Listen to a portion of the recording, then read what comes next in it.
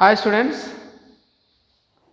in last section we discussed about the motion in a straight line. It is third chapter in our syllabus. We already know that what is rest, what is motion. In motion the body having which physical quantity, in rest the body does not having which physical quantity. What is the difference between rest and motion? We already know that. See here, try to know about the uniform motion and non-uniform motion. Why we are call motion a straight line in the chapter name?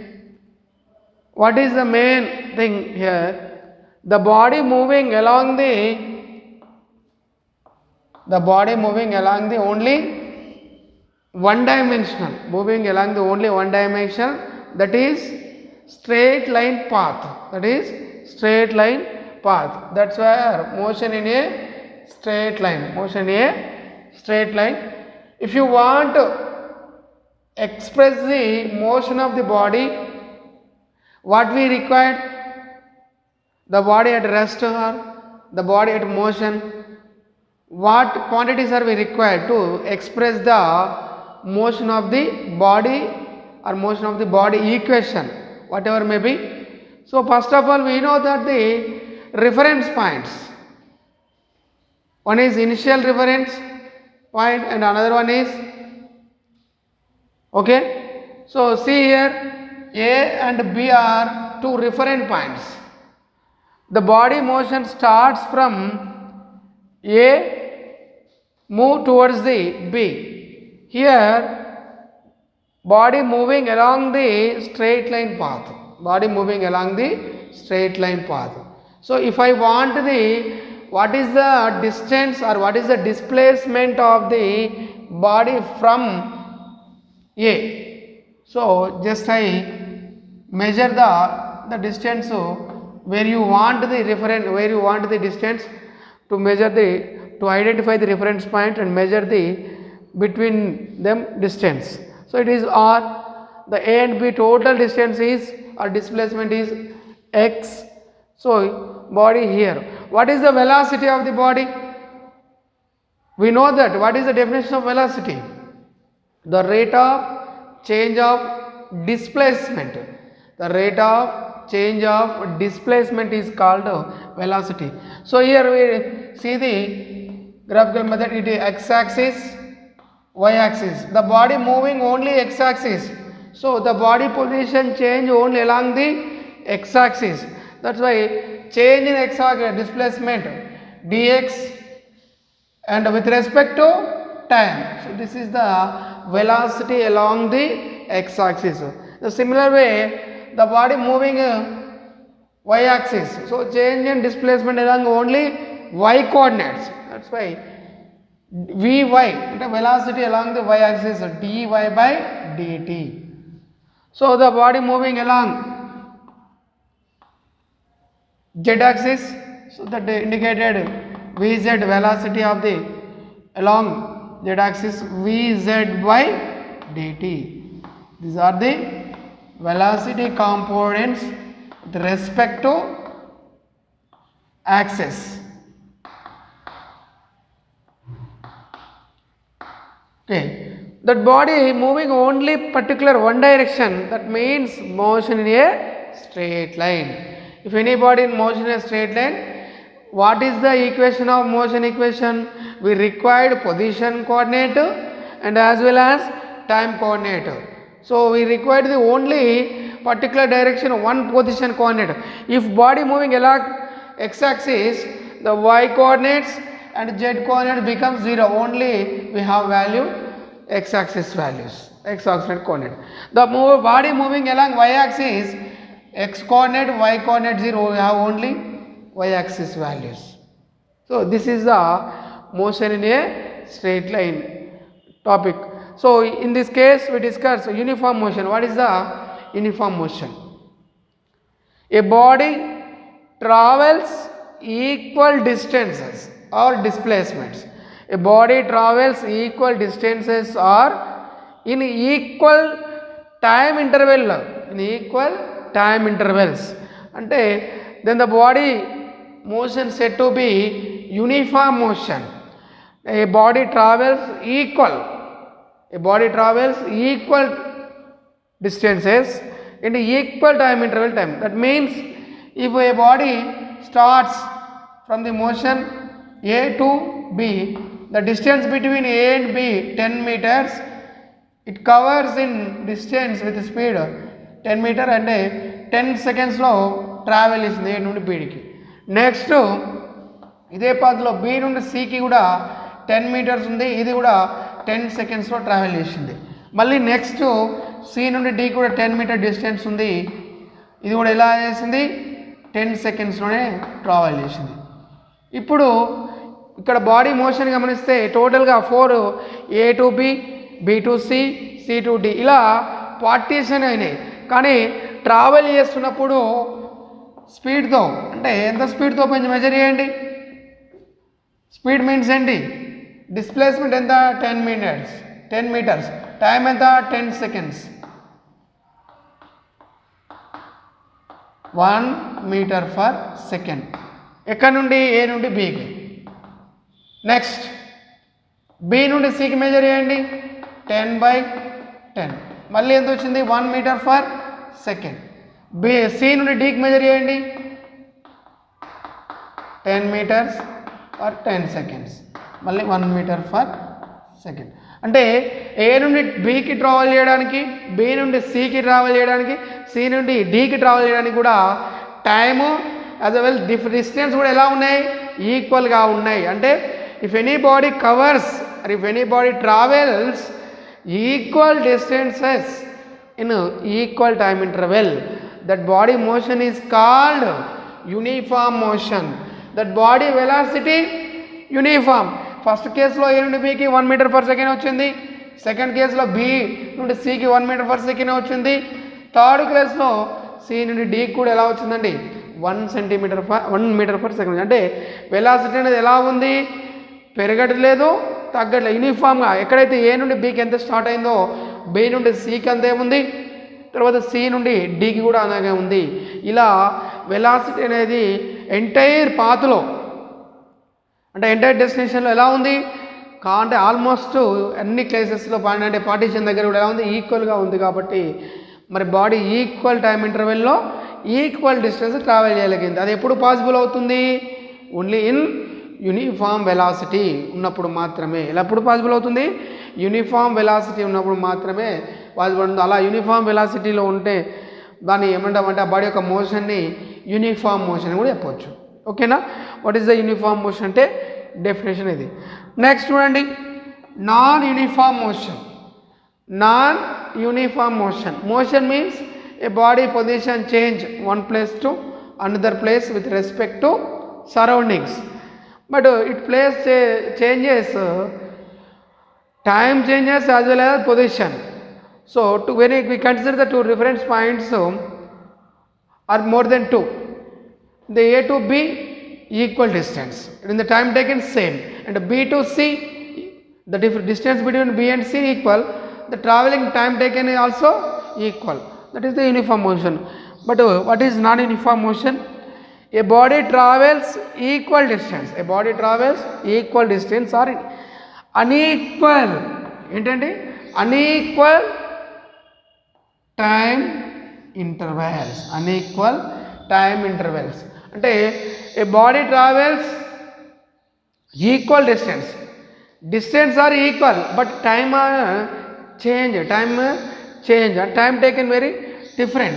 A to B 10 seconds, but B to C 15 seconds,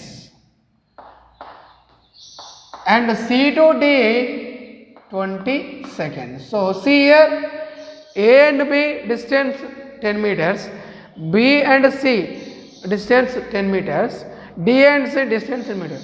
Here distance are equal, but time taken for the body to reach the B, it taken 10 seconds only. From B to C, it taken reach same distance but time more, 15 seconds. Again the body travels from C to D, distance are same previous but the time taken are different, more time. These are the non-uniform motion. So they are the non-uniform motion. Non-uniform motion we define the different ways. In the way time is same, time intervals are same, and distance are different. First one 10 meters and second one 15 meters, third one 20 meters. So this is also give the definition of non-uniform motion. That means a body travels unequal distances in equal time interval అవుతుంది. ఓకేనా, in equal time. అంటే non యూనిఫామ్ని motion అనేప్పుడు మనం డిస్టెన్సెస్ని కాన్స్టెంట్గా ఉంటే ఈక్వల్గా ఉంచి టైంని అన్ఈక్వల్గా తీసుకోవచ్చు, టైంని ఈక్వల్గా ఉంచి డిస్టెన్స్ని అన్ఈక్వల్గా తీసుకొని ఎలా డిఫైన్ చేసినా అది నాన్ యూనిఫామ్ మోషన్ డెఫినేషన్ అవుతుంది. మరి నాన్ యూనిఫామ్ మోషన్లో ఉన్నప్పుడు ఆ బాడీకి నాన్ యూనిఫామ్ వెలాసిటీ ఉంటుంది. అంటే వెలాసిటీ అనేది ఏమవుతుంది, వెలాసిటీ అనేది ఏమవుతుంది, రైజ్ అవ్వడం కానీ లేదంటే డిక్రీజ్ అవ్వడం కానీ లేదంటే ఇంక్రీజ్ అవ్వడం జరుగుతుంది. The rate of change of వెలాసిటీని మనం ఏమంటామండి, the rate of change of వెలాసిటీని ఏమంటాం, యాక్సిలరేషన్ అంటాం. The change in velocity with respect to time, దాన్ని మనం ఏమంటాం, యాక్సిలరేషన్ అంటాం. ఓకేనా, ఇవి మనకు uniform motion, non uniform motion వీటి ఎగ్జాంపుల్స్. మరి ఇప్పుడు మనం వీటిని తెలుగులో కనుక చూసినట్లయితే మనం చెప్పుకునే పాఠ్యాంశం పేరు సరళ రేఖ మార్గంలో చలనము. అంటే ఏదైనా ఒక వస్తువు సరళ రేఖంలో మార్గంలో చలిస్తున్నప్పుడు ఆ వస్తువు యొక్క స్థానాన్ని మనం సరళ రేఖ వెంబడి గుర్తించవచ్చు. అలా గుర్తించడానికి మనకి ఎన్ని నిరూపకాలు కావాలండి, ఒకవేళ ఇది ఓ అనుకుంటే ఓ నుండి ఎక్స్ డైరెక్షన్లో పోతున్నప్పుడు ఓ నుండి ఉన్న దూరము కలిస్తే ఆ ఆబ్జెక్ట్ ఎక్కడ ఉందో తెలుస్తుంది మనకు.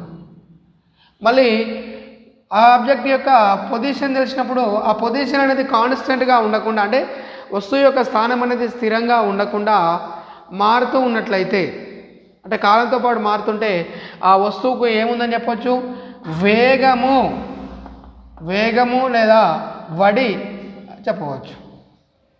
మరి అంటే ఇక్కడ ఏంటిది, ఎందుకు సరళరేఖ మార్గంలో అని చలనం అని చెప్పామంటే వస్తువు ఎలా చలిస్తుంది, స్ట్రెయిట్గా, అంటే ఒక బిందువు నుండి ఇంకో బిందువుకి ఎలా పోతుంది, సరళరేఖ మార్గంలోనే పోతుంది. కాబట్టి దీన్ని సరళరేఖ మార్గంలో చలనం అని చెప్పినది. మరి సరళరేఖ మార్గం చలనంలో ఉన్న వస్తువు యొక్క చలనాన్ని మనం వివరించడానికి దాని యొక్క స్థాన నిరూపకాలు కావాలి. అది ఎక్స్ అక్షంలో ఉంటే ఎక్స్ కోఆర్డినేటు, వై అక్షంలో ఉంటే వై కోఆర్డినేటు, జెడ్ అక్షంలో ఉంటే జెడ్ కోఆర్డినేట్ కావాలి. అదేవిధంగా దానితో పాటు కాల నిరూపకం కూడా కావాలి, అది టీ. ఒకవేళ object moving along x axis అన్నాడు, అప్పుడు only we have the x axis coordinate value, remaining y z are 0. అంటే వస్తువు ఎక్స్ అక్ష దిశలోనే చలిస్తుంది అని చెప్పారు. అంటే దాని యొక్క చలనము వై అక్షంలో ఉండదు, జెడ్ అక్షంలో ఉండదు. కాకుండా వస్తువు వై యాక్సిస్లో, అంటే వై అక్షం వెంబడి ప్రయాణిస్తుంది, చలిస్తుంది, గమనంలో ఉంది అన్నప్పుడు ఎక్స్ నిరూపకం విలువ, జెడ్ నిరూపకం విలువలు ఏమవుతాయి, 0 అయిపోతాయి. అదేవిధంగా మరి వస్తువు జెడ్ అక్షం వెంబడి చలిస్తుంది అన్నప్పుడు కేవలం జెడ్, అంటే వస్తువు యొక్క స్థానం తెలుసుకోవడానికి జెడ్ అక్షం యొక్క నిరూపకాలు మాత్రమే ఉపయోగపడతాయి. మిగతా ఎక్స్ వైలు ఏమవుతాయా అంటే 0లు అయిపోతాయి. ఇలా అంటే మనం ఇప్పుడు గమనిస్తే ఏంది, పర్టికులర్గా ఒక డైరెక్షన్లో ఉన్నప్పుడు ఆ వస్తువు యొక్క ఆబ్జెక్ట్ యొక్క మోషన్ అనేది అదే డైరెక్షన్లో అటైన్ అవుతుంది. రిమైనింగ్ డైరెక్షన్లో ఏమవుతుంది, ఉండే ప్రాబబిలిటీ 0 అవుతుంది అన్నట్టు. అంటే పర్టికులర్ వన్ డైరెక్షన్లో మూవ్ అవుతుంది కాబట్టి దీన్ని motion in a straight line అని చెప్పాం. అదే 2 డైమెన్షన్లో ఉన్నాడు అనుకోండి, అప్పుడు ఎక్స్ వై రెండు ఉంటాయి. అంటే వైజెడ్ ఉండొచ్చు, జెడ్ఎక్స్ ఉండొచ్చు, ఏమైనా ఉండొచ్చు. 3 డైమెన్షన్లో అంటే ఏమవుతుందంటే ఎంటైర్ స్పేస్ అవుతుంది. అప్పుడు అంటే ఈ 3 కోఆర్డినేట్స్ వాల్యూస్ మేర్ చేయాల్సి ఉంటుంది మనకు. ఎక్స్ స్ట్రెయిట్ లైన్ అన్నప్పుడేమో ఓన్లీ 1 కోఆర్డినేట్, ప్లెయిన్ అన్నప్పుడేమో మెజర్ ది 2 కోఆర్డినేట్స్ కావాలి మనకు పొజిషన్ తెలుసుకోవాలంటే. అది వైఎక్స్ ప్లేనా లేదంటే జెడ్ఎక్స్ ప్లేనా లేదంటే వైజెడ్ ప్లేనా.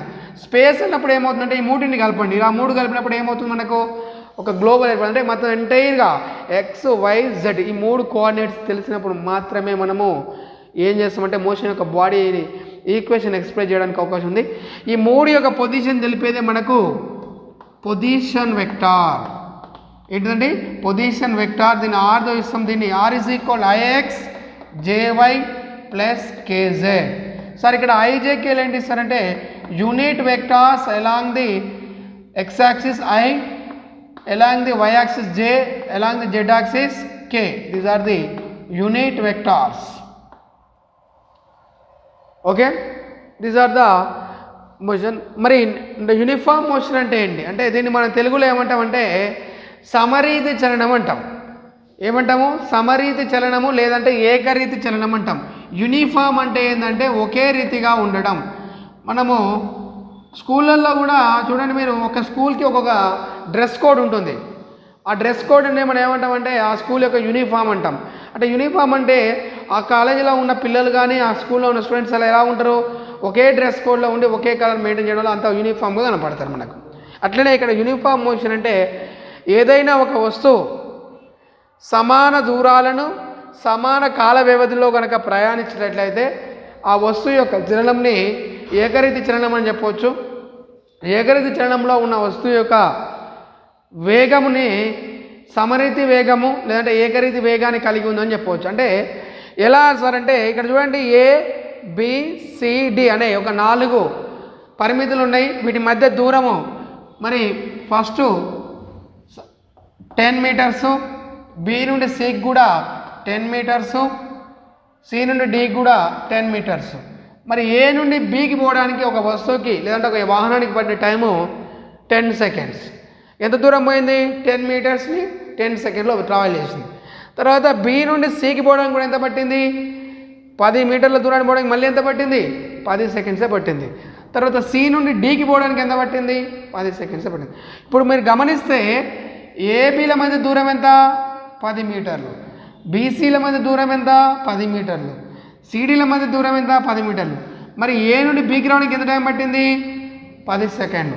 బి నుండి సికి రావడానికి ఎంత పట్టింది? 10 సెకండ్లు. సి నుండి డికి రావడానికి ఎంత పట్టింది? 10 సెకండ్లు. అంటే వస్తువు సమాన దూరాలను సమాన కాలంలో ఏం చేస్తుంది? ప్రయాణిస్తుంది, చేరుకుంటుంది. సమాన దూరాన్ని సమాన కాలంలో రీచ్ అవుతుంది. అట్లా రీచ్ అయినప్పుడు దాని యొక్క మోషన్ మనం ఏమంటామంటే ఏకరీతి చలనం అంటాం. ఏమంటాం? ఏకరీతి చలనం. ఎందుకు ఏకరీతి చలనం అంటే 10 మీటర్ల దూరాన్ని 10 సెకండ్లు ట్రావెల్ చేస్తుంది. మళ్ళీ 10 మీటర్ల దూరాన్ని ఎలా ఎన్ని సెకండ్లు చేస్తుంది? మళ్ళీ 10 సెకండ్స్ని, అదే 10 సెకండ్లను ట్రావెల్ చేస్తుంది. మళ్ళీ 10 మీటర్ల దూరాన్ని ఎలా చేస్తుంది? 10 సెకండ్లో ట్రావెల్ చేస్తుంది. ఇట్లా అంటే వస్తువు ఒక బిందువు నుండి ఇంకో బిందువు పోవడానికి సమాన దూరంలో సమాన కాలాలలో ప్రయాణిస్తుంది. మళ్ళీ ఆ బిందువు నుండి దానికి సమాన దూరంలో ఉన్న బిందువుకు చేరుకోవడానికి మళ్ళీ అంతే సమయాన్ని తీసుకొని ప్రయాణిస్తుంది. ఇలా ఒక వస్తువు సమాన దూరాలను లేదా సమాన స్థానభ్రంశాలను సమాన కాల వ్యవధిలో కనుక ప్రయాణించినట్లయితే ఆ వస్తువుకి ఏకరీతి చలనం ఉందని చెప్తాం. మరి ఏకరీతి చలనంలో ఉన్న వస్తువు యొక్క వేగాన్నే ఏకరీతి వేగము లేదంటే సమరీతి వేగం అంటాం. ఇక్కడ చూడండి, ఏ నుండి పీకి పోయినప్పుడు మరి వేగం అంటే ఏంటిది? దూరము బై కాలము లేదంటే స్థానభ్రంశము బై కాలం అని రాయొచ్చు. మరి ఎంత స్థానభ్రంశం చేద్దింది? ఏ నుండి పీక్ అంటే 10 మీటర్లు. ఎంత టైం తీసుకుంది? 10 సెకండ్స్. 10/10 అంటే ఏమవుతుందండి? 1 అంటే ఎంత? ఎంత పోతుంది? ఒక సెకండ్కి 1 మీటర్ ట్రావెల్ చేస్తుంది. ఒక సెకండ్కి ఎంత ట్రావెల్ చేస్తుంది? 1 మీటర్ పర్ సెకండ్ వెలాసిటీతో వాటితో కానీ ట్రావెల్ చేస్తుంది. మరి మళ్ళీ బి నుండి సికి చెక్ చేద్దాం అండి. బి నుండి సికి వెళ్ళేసరికి మళ్ళీ బి నుండి సికి డిస్టెన్స్ ఎంత? 10 మీటర్లు. ఎంత టైం తీసుకుంది? 10 సెకండ్స్. 10 క్యాన్సిల్ అవుతే 1. మళ్ళీ ఎంత తీసుకుంది? 1 మీటర్ పర్ సెకండ్. మళ్ళీ బి నుండి సి కూడా ఎంత వేగంగా పోతుంది? 1 మీటర్ పర్ సెకండ్తోనే పోతుంది. తర్వాత సిడి చూడండి. సిడి చూస్తే సిడికి మళ్ళీ డిస్టెన్స్ ఎంతండి? 10 మీటర్స్. ఎంత టైం తీసుకుంది సి నుండి డికి రీచ్ కావడానికి? 10 సెకండ్స్. వెలాసిటీ ఏమవుతుంది? 1 మీటర్ పర్ సెకండ్. అంటే ఇప్పుడు మన ఏ నుండి బికి, బి నుండి సికి, సి నుండి డికి చూస్తే వెలాసిటీ ఎక్కడ కూడా ఎలా ఉంది? 1 meter per second, 1 meter per second, 1 meter per second. అంటే వెలాసిటీ అనేది ఎలా ఉంది? యూనిఫామ్గా, అంటే ఒకే విలువను కలిగి ఉంది. అలా ఒకే విలువను కలిగి ఉంటే దాన్ని ఏమంటామంటే యూనిఫామ్ వెలాసిటీ అంటాం. ఓకేనా? యూనిఫామ్ వెలాసిటీ అంటాం. ఇక నెక్స్ట్ నాన్ యూనిఫామ్ మోషన్, దీని ఏమంటారంటే అసమరీతి చలనం లేదంటే గమనం అనొచ్చు. అసమరీతి చలనం లేదా గమనం అంటాం. మరి ఏంటి సార్ అసమరీతి చలనం గమనాన్ని అంటే, ఏ బాడీ అంటే ఒక వస్తువు సమాన దూరాలను సమాన కాల వ్యవధులలో అసమాన కాల వ్యవధులలో కనుక ప్రయాణించినట్లయితే చేరుకున్నట్లయితే ఆ వస్తువుకు లేదంటే ఆ కణానికి ఆ వ్యవస్థకు ఉండే చలనాన్ని మనం ఏమంటామంటే అసమరీతి అంటాం. ఏమంటాం? అసమరీతి చలనం. అంటే దీని అర్థం ఏంటంటే దూరాలు సేమ్ ఉంటాయి కానీ ఆ దూరాలను చేరడానికి పట్టే కాలాలు మాత్రము వేరువేరుగా ఉంటాయి. ఆ దూరాన్ని పట్టే కాలాలు మాత్రం ఎలా ఉంటాయి? వేరువేరుగా ఉంటాయి. చూడండి ఒకసారి ఇక్కడ ఏబీలు అలాగే ఉన్నాయి.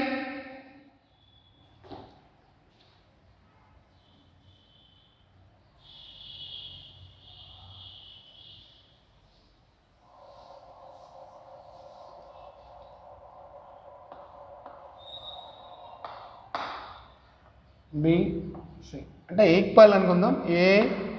ABCD. సో ఏ నుండి బికి ఎంత డిస్టెన్స్ అంటే 10 మీటర్స్, బి నుండి సికి కూడా 10 మీటర్స్, సి నుండి డికి కూడా 10 మీటర్స్. ఓకేనా? మరి ఎక్కడ ఉన్న ఆబ్జెక్టు ఏ నుండి బికి, బి నుండి సికి ఇక్కడ డిస్టెన్స్ అంతా కూడా ఈక్వల్గా విభజించబడింది. కానీ ఏ నుండి బికి పోవడానికి టైము 10 సెకండ్స్ పట్టింది. అదే బి నుండి సికి ఒకే దూరము సమాన దూరము కానీ పోవడానికి 15 సెకండ్స్ పడుతుంది. మళ్ళీ సి నుండి అదే దూరము కానీ దీనికి ఎంత పట్టింది?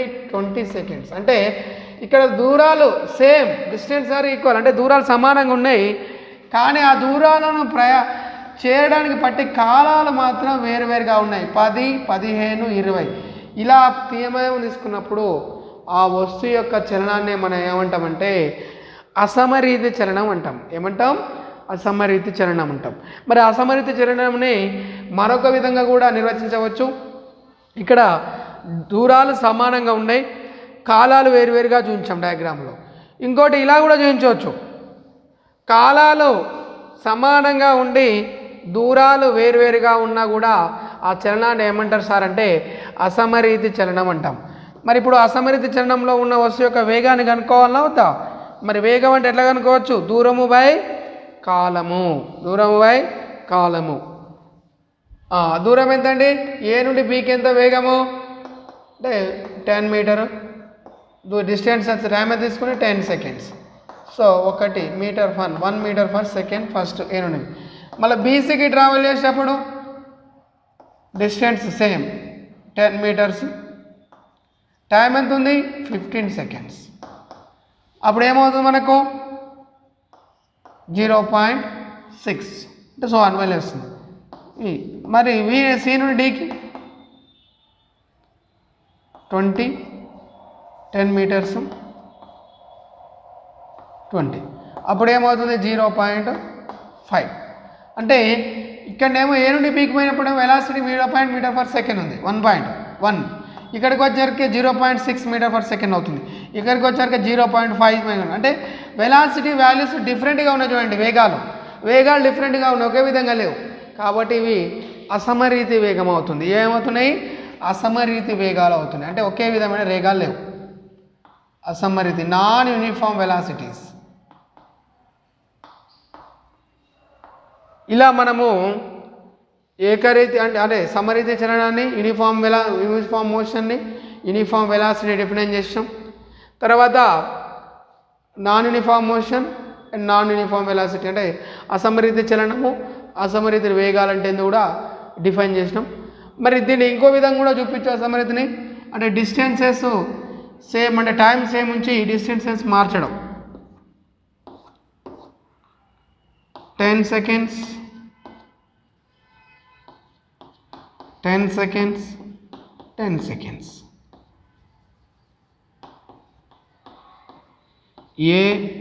ABCD. మరి ఏ నుండి బికి 10 మీటర్స్ అనుకుంటే బి నుండి సికి 15 మీటర్స్, సి నుండి డికి 20 మీటర్స్. ఇలా ఉన్న అది అసమరీతి అంటే నాన్ యూనిఫామ్ మోషన్గానే చెప్పవచ్చు. ఇట్లా మనము rest, motion, velocity, speed, uniform velocity, non uniform velocity, uniform speed, non uniform speed ఇలా మనము డిఫైన్ చేసుకోవచ్చు. వెలాసిటీ అన్నప్పుడేమో డిస్ప్లేస్మెంట్స్ రాయాలి డిస్టెన్స్ ప్లేసెస్లో. ఓకేనా? ఎప్పుడైతే వెలాసిటీ అనే టర్మ్ వస్తుందో అక్కడ ఖచ్చితంగా బాడీ యొక్క పొజిషన్ ఎలా కావాలి, డిస్ప్లేస్డ్ అవుతుండాలి. అంటే ఎలాంగ్ ది స్ట్రేట్ లైన్గా ఉండే బాడీ యొక్క పొజిషన్ చేంజ్ కావాలి వెలాసిటీ అనే టర్మ్ వచ్చినప్పుడు. స్పీడ్ అన్నప్పుడేమో పాత్, దానికి డైరెక్షన్ అవసరం లేదు, ఎలాగైనా డిస్టెన్స్ పాత్లో దాని యొక్క పొజిషన్ అనేది చేంజ్ అవుతుంది.